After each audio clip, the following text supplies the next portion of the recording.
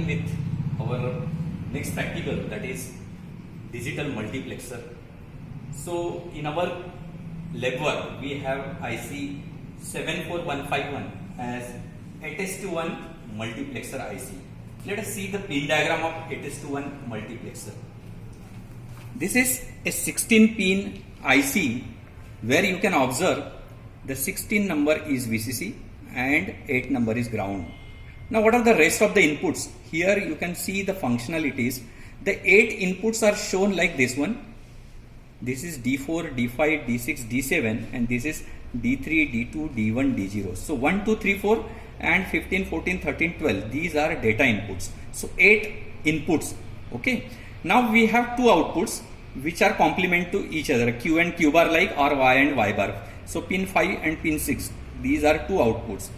Then there is a enable or strobe pin 7, which is a low active. We need to give the low active input so as to enable this 74151 IC, and it has to work as a multiplexer. Pin number 8, as usual, it is a ground. Now 3 select lines are this 9, 10, 11, or we can say this one S2, S1, S0. This is MSB pin number 9, 10 and 11 is LSB.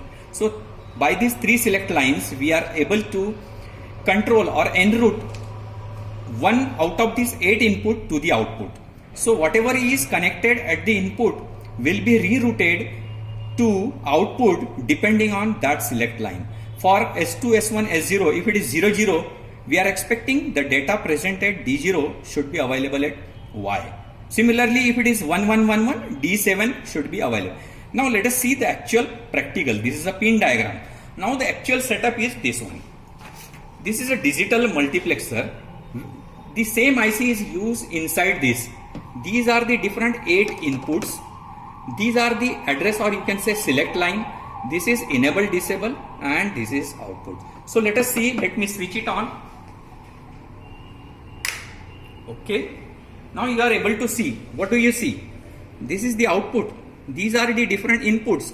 So a LED glowing means it's logic 1. So if I press it, it will act as a 0. If I press it, it will act as a 0. Okay. If I press it, it will act as a 0. Somewhere the switches are problematic, so it may not, spring is something not working. That's why it may not be remaining at the logic 0. Now what do we observe? That this is a D0, this is D1, this is D2, this is D3, and this is a enable or disable. Now as we see, enable is a low active. If I make it this is a high, so it will not be enabled. If I make it low, it will be enabled. Now these are the different select line. In what way will use it? If I make all these 0, we are expecting the data available at D0 will be available here.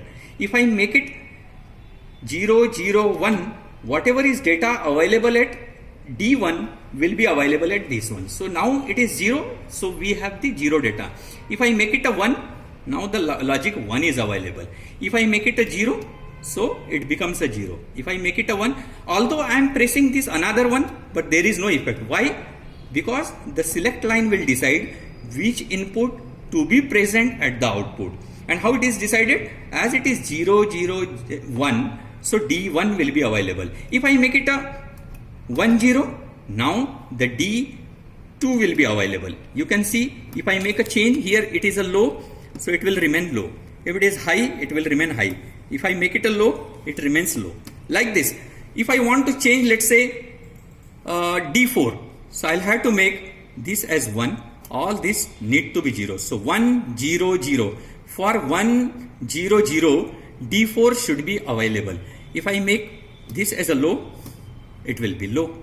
If I make it high, it will become high. Although if I am changing this one, there is no effect.